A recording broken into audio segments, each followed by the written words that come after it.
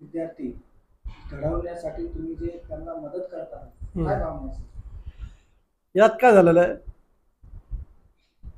एक तर आपला चर्मकार समाज हा अतिशय गरीब आहे.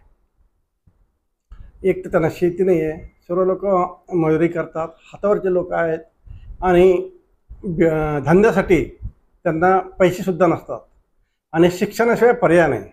आणि शिक्षण घेऊन जर त्यांनी शासकीय सेवेत किंवा नोकरीमध्ये आले किंवा बिझनेस केला तर ते चांगल्या प्रकारे घडू शकतात.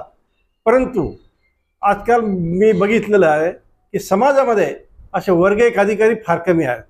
म्हणजे गेल्या आमच्या अहिरराव चर्मकार समाजात गेल्या 60 वर्षामध्ये फक्त 3 अधिकारी वर्ग 1 क्लास 1 झालेले आहेत आणि त्यानंतर मग खाली वर्ग 3 वर्ग 4 आहे. पण वर्ग 3 आणि वर्ग 4 अधिकारी हे जे आहे ते आपल्या समाजासाठी किंवा इतर त्यांच्याकडे काही अधिकार नसतात, पॉवर नसतात आणि आपल्या समाजासाठी ते काही जास्त झटू शकत नाही किंवा प्रयत्न करू शकत नाही.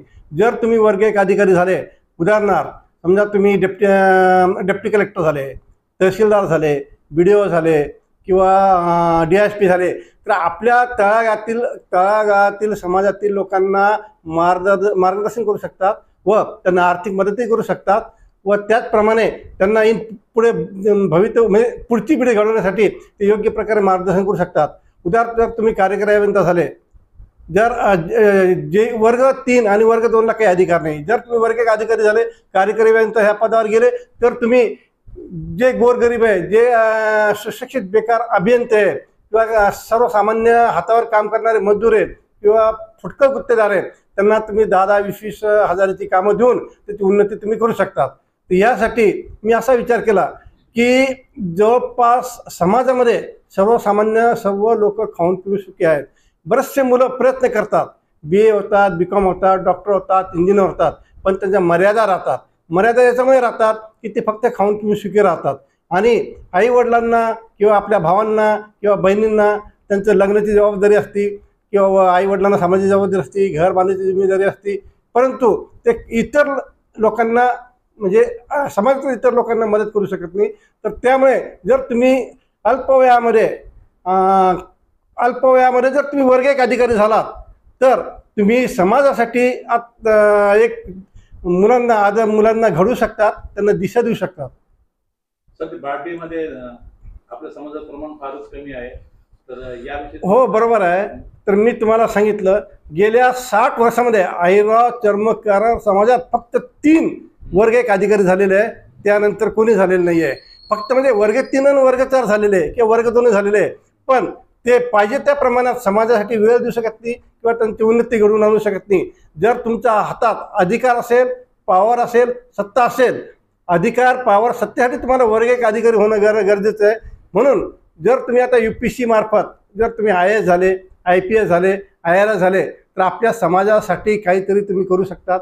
किंवा MPSC मार्फत वर्ग 1 अधिकारी झाले तर इन फ्युचरमध्ये ते डेप्टी कलेक्टर, ॲडिशनल कलेक्टर, कलेक्टरपर्यंत जाऊ शकतात, DSP ते SP पर्यंत जाऊ शकतात, तहसीलदार ते डेप्टी कलेक्टरपर्यंत जाऊ शकतात. म्हणून त्यांना प्रेरणा देण्यासाठी हे मी माझ्या सेवानिवृत्तीतून मला जे काही पैसे मिळालेले त्याच्यासाठी मी हे पैसे राखून ठेवलेले व 2025च्या MPSCमध्ये जे कोणी अहिरराव चर्मकार समाजातील मुलं वर्ग 1 अधिकारी होतील ते आपण एक विशिष्ट मोठा प्रोग्राम घेऊन मी त्यांचा मान सन्मान करणार आहे. सर, आपण समाजासाठी केव्हा कार्यक्रम घेणार असं विद्यार्थ्यांसाठी काय समाजासाठी आपण केव्हा कार्यक्रम घेणार आहे त्याचं आवाहन करण्यासाठी? हे बघा, आता मी तर आवाहन केलेलं आहे. मी 18 वर्षी नोकरीला लागलो, 40 वर्ष नोकरी केली. ज्यावेळेस मी 18 वर्षी नोकरीला वर्ग 3 अधिकारी म्हणून कनिष्ठ अभियंता म्हणून लागलो, मला लक्षात आलं की वर्ग 3 अधिकारी आपण काही करू शकत नाही.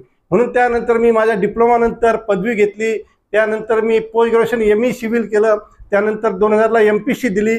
असं मी म्हणजे आपण चांगल्या पदावर गेलो तर आपण समाजासाठी काहीतरी करू शकतो. म्हणून खालच्या लेवलवरून वरचं पद मिळवण्यासाठी मी जवळपास वयाच्या 38व्या वर्षापर्यंत कोर्ट मॅटर केलेले आहे आणि लढा दिलेला आहे व त्यात मी यशस्वी झालेलो आहे. आणि त्यानंतर मी लढा दिला म्हणून मी कार्यकारी अभियंता ह्या पदावरून 7 वर्ष सेवा केल्यानंतर निवृत्त झालेलं आहे व माझ्या सेवेच्या कालावधीमध्ये मी भरपूर लोकांना मदत केलेली आहे.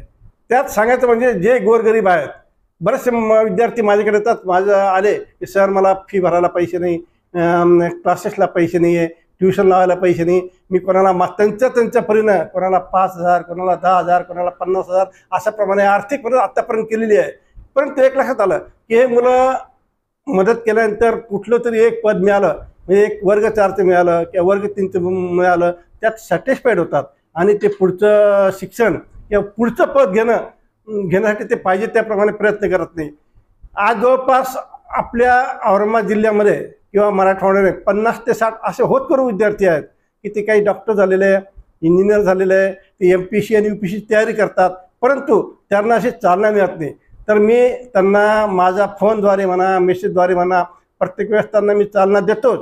व हे भर जाहीर आई वडिलांच्या स्मरणात मी जे बक्षीस 2025 MPSC आणि UPSC ठेवलेलं आहे, तर त्यामुळे हे भव्य बक्षीस असल्यामुळे यात परत मुलांना प्रेरणा मिळेल व ते जास्तीत जास्त कसोशीने प्रयत्न करून वर्ग 1 अधिकारी होतील ही माझी इच्छा आहे. सर, समाजासाठी तुम्हाला सरकारकडून काय अपेक्षा आहे? यात सरकारकडून अपेक्षा अशी आहे की सरकारने पाहिजे त्याप्रमाणे वसतिगृह चालू केलेले आहे, अभ्यासिका चालू केलेले आहे, लायब्ररी चालू झालेल्या आहेत. याबद्दल माझं दुमत नाही आहे. आज आपण संत तुकाराम हॉस्टेल, मी संत तुकाराम हॉस्टेल औरंगाबादला परंपरा शिकलेलो आहे. आज तर तिथली व्यवस्था बघितली, आपले समाज कल्याण मंत्री माननीय श्री शिरसाट साहेब यांनी स्वतः तिथे धाड टाकून तिथे कशा प्रकारे मुलांना ट्रीटमेंट मिळते, कशा प्रकारे अन्न मिळतं, कशा प्रकारे त्यांना सवलती आहे, हे सगळं त्यांनी समाज कल्याण आपले मंत्री पालकमंत्री संजय शिरसाट साहेब यांनी दाखवून दिलेलं आहे. मग जर अशा परिस्थितीमध्ये मुलं कसे शिकणार, कसे? जर त्यांना प्यायला पाणी नाही, आंघोळीला पाणी नाही, लाईट नाही, डास आहे, मच्छर आहे, अस्वच्छता आहे, तर ते काय काम करतील, म्हणजे कशा प्रकारे अभ्यास करतील, कशा प्रकारे कॉलेजला जातील?